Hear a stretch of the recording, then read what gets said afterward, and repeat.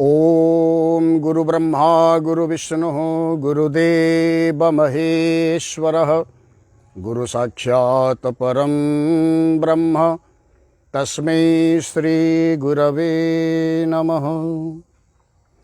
परिवार तीर्थ अनंत धामर श्री धामेश्वर विग्रह भगवान अनंत सुंदरंकर अभय चरण तले मानसरे भक्तिपूत विनम्र प्रणति यही मंच उपरु सेवक सर्वप्रथमे समर्पण करुछि।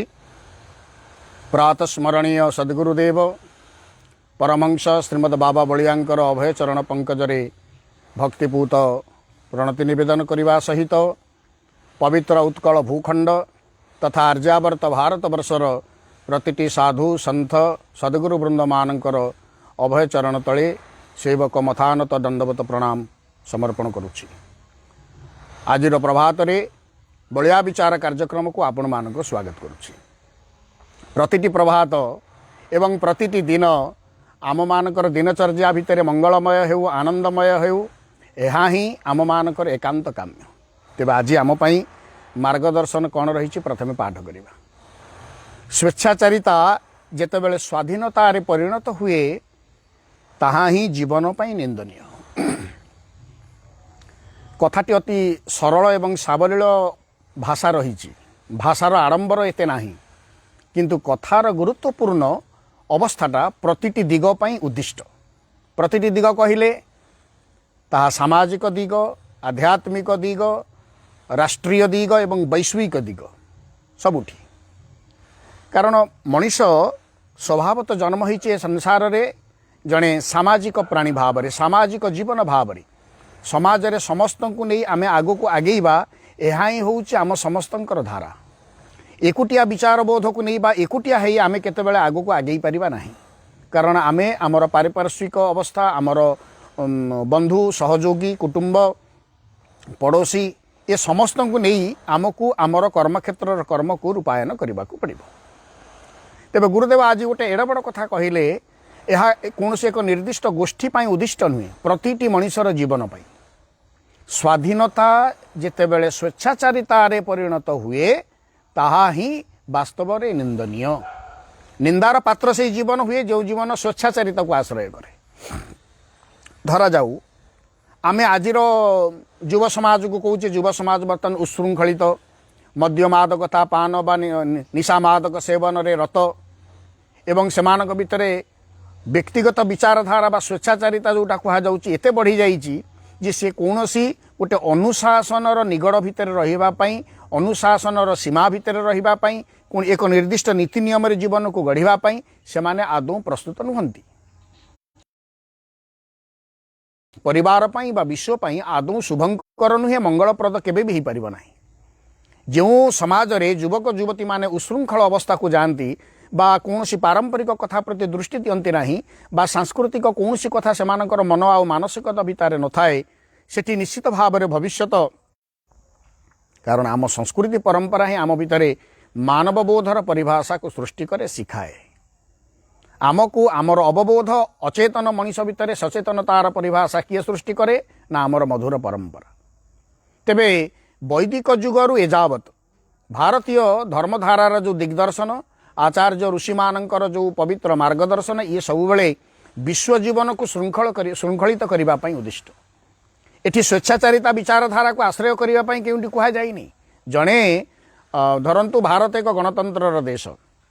आमे गणतंत्र अर्थात समस्तंकर समान अधिकार रही। कहिबार लेखिबार ये समस्त कथा बाक स्वाधीनता रही, लेखिबार स्वाधीनता रही, सब कथा तार अर्थ नुहे आमे काहाकू एभली भाव में हेय ज्ञान करी लिखिबा जद्वारा जीवन प्रणोदित होई बा आमर बाक स्वाधीनतार अर्थ या नुहे आमे जहाँ माने जेभली भाव में शब्दावली के आमे प्रयोग करिबा एवं तद्वारा कौनसी पूज्य पूजार जदि व्यतिक्रम होउची ताकू मध्ये आमे हेय ज्ञान करिबा नाही एमन तो कथा नुहे। या केतेबेले गणतंत्र पई माने उत्तम भावधारा नुहे। आम पारिवारिक जीवन रे मध्ये सेया पुओ झियों को आपण माने स्वाधीनता दियंतु मना नहीं, किंतु पुओ झियो जदि स्वेच्छाचारिता रे परिणत हेले आमे वर्तमान आधुनिक नुह उग्र आधुनिकतार परिभाषा भितरे माने संपूर्ण नग्नता न हेले भी अर्धनग्न पोशाक बा मानसिक स्तर में उत्तेजना सृष्टि करने भली पोशाक पिंधि कौन पर युवक युवती मैंने विचरण करेंगे यह आज एक प्रश्नवाची ये सेवक विनम्रतार सह कहूँ कौन एक माने प्राचीनतार परिधि भितर ये सेवकर मानसिकता बंधा नुहे मो पितामाता मानू जो परिवार पुओ झी मैंने एभली उशृंखलतार वस्त्र पिंधुंट बा से भली आचरण प्रदर्शन करुँच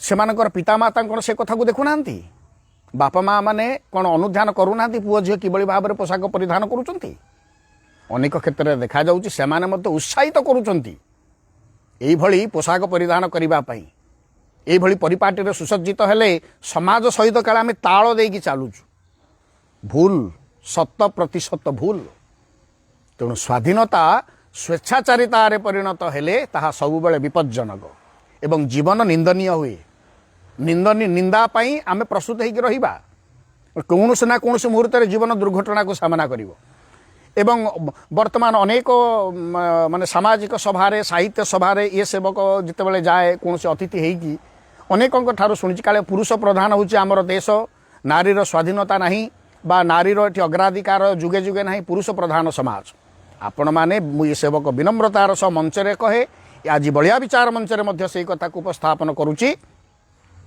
जो मैंने एभली कथा को उपस्थापन करुचंते बा मानसिकता भितर कथा रखिचंती आग ताकू संशोधन करंतु किपरि प्राचीन शास्त्रर वास्तव अध्ययन करी काहाटारू किछि सुना कथारे आपण माने एभली मंतव्य दियंतु नहीं कारण ये सेवक दृढ़ कंठे कहब जदि आपण माने शास्त्र को पढ़ी थांते एभली वाक्य उच्चारण करि पारंते नहीं पढ़ंतु वेद को नारी प्रकृत स्वाधीन थिला कि पराधीन थिला सेठी आपण माने देखि परिबे पढ़ंतु आमर उपनिषद को पढ़ंतु रामायण को महाभारत को पुराण उपपुराण को नारी प्रगतिर शीर्ष सीमार थिला किंतु सेवक दुखर सह कहवा आज नारी समाज दुर्गतिर चरम सीमार पहुंची प्रगति नुहे किंतु आज जहाँ को आम नारी प्रगति बोली कहूचे तार अंतराल केउठी ना केउठी स्वेच्छाचारिता लुचिकरी रही आम समस्त अनुभव करुवा किंतु आर्य ऋषिर परंपरा भितर वैदिक परंपरा भितर उपनिषदीय धारा भितर नारी वास्तव प्रगतिशीला थिला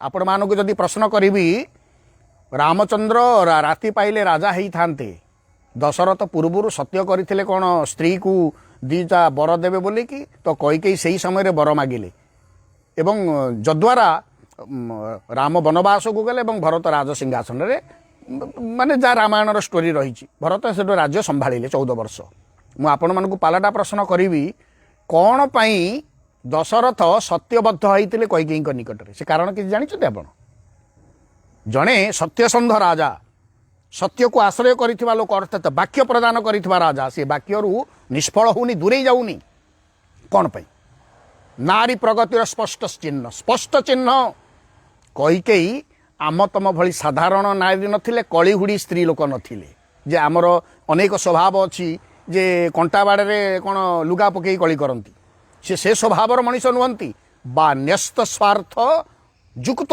मानसिकताग्रस्त महिला नुहंती कैकेयी से समयर समाजर जड़े विप्लविणी नारी आगधारे जो नारी माने रुहंती ता भितर कैकेयी होउचंती जड़े जी पायलटिंग जानी थिले एभली पायलटिंग दशरथ जेतेबेले युद्ध करने को जाउछंती दैवासुर माने देवतासुर युद्ध रे देवता मानकर आह्वान रे दशरथ जाइछंती देवतांक सपक्षर युद्ध करबा पई सेतेबेले रथर सारथी होउछंती किए ना कैकेयी युद्ध क्षेत्र रे रथ को चलेबारे दक्ष थिले कैकेयी एबेकार जो स्त्री लोक माने किए मोटरसाइकेल चढ़ी दौच किए गाड़ी चढ़ुच बोली भाविल कि सेया युद्धस्थल थे देखिच हाँ युद्धस्थल बर्तमान आर्मी रे सबू माँ मैंने सबू बर्तमान जोग देले स्वागत हार्दिक स्वागत अभिनंदन ये पुण्यभूमि भारत माटीर समस्ते होउचंती जो सुयोग्य आ सुयोग्य संतान समस्त को स्वागत ताहले आमे कौन कहवा कि सेटा नारी स्वेच्छाचारितार परिणत होइछि ना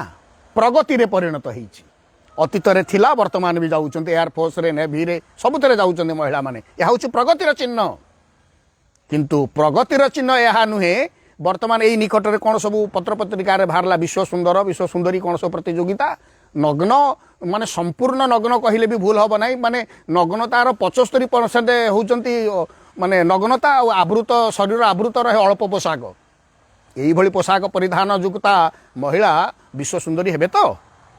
ଏ ଭାରତ ବର୍ଷର ମହାରାଣୀ ପଦ୍ମିନୀ, ଭାରତ ବର୍ଷର ଭଗବତୀ ଜାନକୀ, ଇଏ ହେଉଛନ୍ତି ସୁନ୍ଦରତାର ପାହାଡ଼ ଥିଲେ, ସୁନ୍ଦରତାର ସୀମାର ଊର୍ଦ୍ଧ୍ୱରେ ଥିଲେ। ସେମାନେ କ'ଣ ଏଇଭଳି ନଗ୍ନତାକୁ ଆଶ୍ରୟ କରିଥିଲେ? ଆଉ ଥରେ ସୁସ୍ଥ ମନରେ ଆମେ ଚିନ୍ତନ କରିବା। ତେଣୁ ଏହା କେବଳ ଗୋଟିଏ ନାରୀ ସମାଜ ପାଇଁ ନୁହଁ, ନାରୀ ପ୍ରଗତିର ଚିହ୍ନ ଯୁଗେ ଯୁଗେ ଅଛି। କୈକେୟୀଙ୍କ କଥା କେବଳ ନୁହେଁ, ଅରୁନ୍ଧତୀ, ଅପାଲା, ଜାବାଳି, ଏମାନେ ସବୁ ବେଦବିତ ବିଦୁଷୀ, ଗାର୍ଗୀ, ଏମାନେ ସବୁ ମୈତ୍ରେୟୀ, ଏମାନେ ସବୁ କ'ଣ ନା ବେଦବିତ ବିଦୁଷୀ ନାରୀ। ବେଦ ମନ୍ତ୍ରକୁ ବ୍ୟାଖ୍ୟାନ କରୁଥିଲେ, ବେଦ ଚର୍ଚ୍ଚା କରୁଥିଲେ, ବେଦ ଶିକ୍ଷା ଦେଉଥିଲେ। କ'ଣ ସାଧାରଣ? କେହି ସାଧାରଣ ନୁହନ୍ତି। ଅର୍ଥାତ୍ ସେଠି ସ୍ୱାଧୀନତା ମାନେ ପ୍ରଗତିଶୀଳ ସ୍ୱାଧୀନତା ଥିଲା, ସ୍ୱେଚ୍ଛାଚାରିତା ବିଚାରଧାରା ନଥିଲା। ଠିକ୍ ତଦନୁରୂପ ଯେଉଁ ପରିବାରରେ ଯୁବକମାନେ ଉଶୃଙ୍ଖଳ ହୁଅନ୍ତି, ମଧୁକୈଟବ ଉଶୃଙ୍ଖଳ ହେଲେ, ମଲେ। ରାବଣ କୁମ୍ଭକର୍ଣ୍ଣ ଯେ ପର୍ଯ୍ୟନ୍ତ ସ୍ୱାଧୀନତା ଅର୍ଥାତ୍ ପ୍ରଗତିଶୀଳ ଅବସ୍ଥାରେ ଥିଲେ, ଭଲ ଥିଲେ, ଯେତେବେଳେ ସ୍ୱେଚ୍ଛାଚାରିତାରେ ପରିଣତ ହେଲା, ଦୁର୍ଗତି ଆସିଲା। ସ୍ୱେଚ୍ଛାଚାରିତାର ଅନ୍ୟ ନାମ ହେଉଛି ଦୁର୍ଗତି। ତେଣୁ ପାରିବାରିକ ଜୀବନ ଭିତରେ ପୁଅ ଝିଅଙ୍କ ଖାଲି କଥା ନୁହେଁ, ସମସ୍ତଙ୍କର କଥା।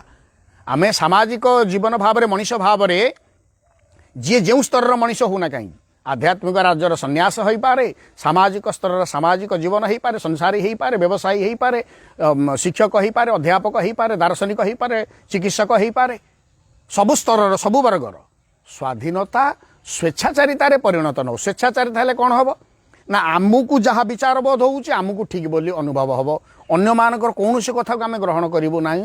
ତାର ନାଁ ହେଉଛି ସ୍ୱେଚ୍ଛାଚାରିତା, ସ୍ୱ ଇଚ୍ଛା ପରା। ମୋ ମନ ଯାହା ହେଲା ମୁଁ ସେୟା କଲି। ଅର୍ଜୁନ ବହୁତ କଥା କହିଛନ୍ତି ଭଗବାନ କୃଷ୍ଣଙ୍କ ଆଗରେ। ପ୍ରଥମ ଅର୍ଜୁନ ବିଷାଦ ଯୋଗ ଗୀତାର ପ୍ରଥମ ଅଧ୍ୟାୟରେ।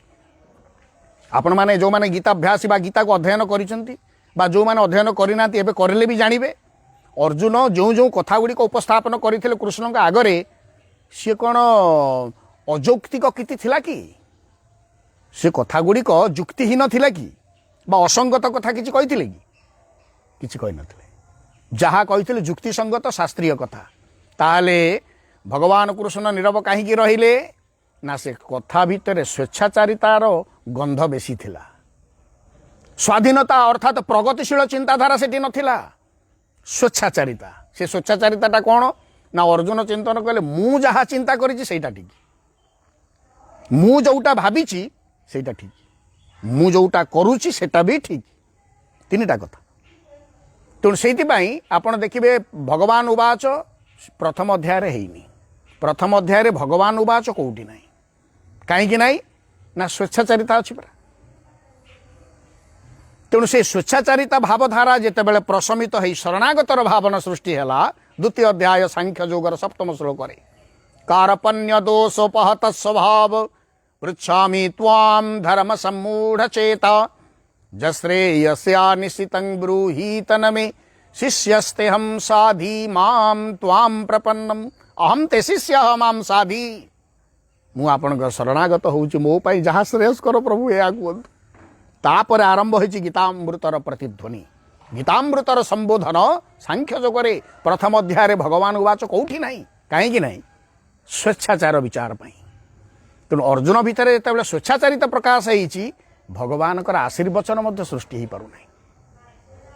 ସିଏ କୃଷ୍ଣଙ୍କ ସହିତ ଏମିତି ମାନେ ଆମେ ଆପଣମାନେ ପାରିବାରିକ ଜୀବନ ଭିତରେ ଯେମିତି ଅଛନ୍ତି ସେ ସେମିତି ରହୁଥିଲେ, ଗୋଟିଏ ବିଛଣାରେ ଶୋଉଥିଲେ, ଗୋଟିଏ ଥାଳିରେ ଖାଉଥିଲେ, ଗୋଟିଏ ଛାତ ତଳେ ରହୁଥିଲେ। ତାପରେ ବି ଭଗବାନ କୃଷ୍ଣ ତାଙ୍କୁ ଉପଦେଶାମୃତ ଦେବା ଆରମ୍ଭ କରିନାହାନ୍ତି। କାହିଁକି ନା ସେ ସ୍ୱେଚ୍ଛାଚାର ବିଚାରରେ ଥିଲେ। ମୁଁ ଯାହା କରୁଛି ଠିକ୍, ମୁଁ ଯାହା କହୁଛି ଠିକ୍, ଏଇଥିରେ ସେ ଅଡ଼ି କରିଥିଲେ ଅର୍ଜୁନ। ଜୀବନ ଯେତେବେଳେ ସେଇ ପର୍ଯ୍ୟାୟଭୁକ୍ତ ହୁଏ, ଆମ ଜୀବନ ପାଇଁ ଈଶ୍ୱରୀୟ ଆଶୀର୍ବାଦ ଆସିପାରିବ ତ? ତେଣୁ ଜୀବନ କ'ଣ ହେବ ନା ନିନ୍ଦାର ପାତ୍ର ହେବ। ଦୁର୍ଯ୍ୟୋଧନ ଆଜି ନଷ୍ଟ ହେଲା, ତାପରେ କ'ଣ ସାମର୍ଥ୍ୟ ନଥିଲା? କିନ୍ତୁ ସେ ସ୍ୱାଧୀନତାଟା ଯେତେବେଳେ ସ୍ୱେଚ୍ଛାଚାରରେ ପରିଣତ ହେଲା, ସେଦିନର ଦୁର୍ଯ୍ୟୋଧନ ମଧ୍ୟ ନଷ୍ଟ ହେଲା। ଅର୍ଥାତ୍ ସେ ଚିନ୍ତା କରୁଛି ମୁଁ ଯାହା କରୁଛି ଠିକ୍, ମୁଁ ଯାହା କହୁଛି ଠିକ୍, ମୋ ବିଚାରଟା ହେଉଛି ଠିକ୍। ମାନେ ନା ଭୀଷ୍ମଙ୍କ କଥା ଶୁଣୁଛି, ନା ପିତା ଧୃତରାଷ୍ଟ୍ରଙ୍କର କଥା ଶୁଣୁଛି, ନା ମନ୍ତ୍ରୀ ବିଦୁରଙ୍କର କଥା ଶୁଣୁଛି, କୌଣସି ନା ଗୁରୁଙ୍କର କଥା ଶୁଣୁଛି, କାହାର କଥା ସେ ଶୁଣିବା ପାଇଁ ପ୍ରସ୍ତୁତ ନୁହେଁ। କାହିଁକି ନା ସ୍ୱେଚ୍ଛାଚାର। ବଳି ତ ବହୁତ ଦାନ କରୁଥିଲେ, ବିନାଶ କାହିଁକି ହେଲେ? ସ୍ୱେଚ୍ଛାଚାର। मु दान करुच्ची भल से आउ दानटा दान हिसाब से कलेनी मु किपरि स्वर्ग प्राप्ति हेबी मु या कले या प्राप्ति हेबी अर्थात सेठी स्वेच्छाचार विचार जेहेतु पशिगला तेणु ध्वंस होला। रावण से समर वेदज्ञ पंडित वैज्ञानिक माने श्रेष्ठ तपस्वी श्रेष्ठ ज्ञानी किसी कम नथिले विनाश कहीं हेले से स्वेच्छाचार। ये जानकी को हरण करवाटा कौन पर स्त्री को हरण करवा एटा हूँ कौन शास्त्र लिखाई वेदर पढ़ी केउठी ना गुरु आमको शिक्षा देते पर स्त्री हरण कर किंतु कहीं कला ना निज इच्छा स्थिर कला यही ठीक मुझे मो भौणी शूर्पणखार प्रतिशोध नेबी ताले सेटा स्वेच्छाचार कि नहीं। तेणु स्वेच्छाचार विचारधारा जोठी जीवन विनाश हुए से जीवन निंदनीय हुए सही एवं अन्य मान निकटर अश्रद्धार पात्र असम्मान पात्र हुए सही। तेणु जीवन स्वेच्छाचारिता को आश्रय न करू स्वाधीनता हवा स्वाधीनता हूँ प्रगतिशील चिंताधारा आमे यही काम करिपरिबा आमे यही काम विकासोन्मुखी करिपरिबा भल कथा। स्वाधीनतार वार्ता सबु बेले प्रगतिशील हवा उचित विकासोन्मुखी हवा उचित।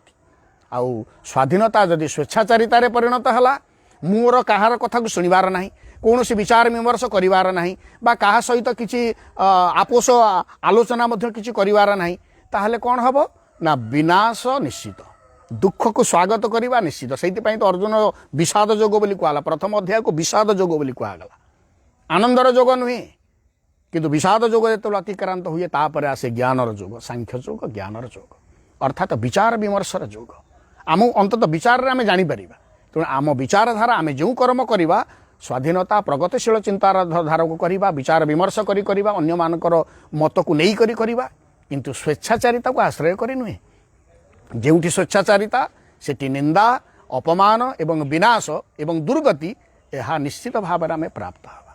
तेणु स्वाधीनतार मनोवृत्ति नहीं काम करा जाऊ किंतु स्वेच्छाचारितार भावना को आम जीवन जेपरि आश्रय न करू से आम प्रतिष्ठित रहिबा कथा को रखी।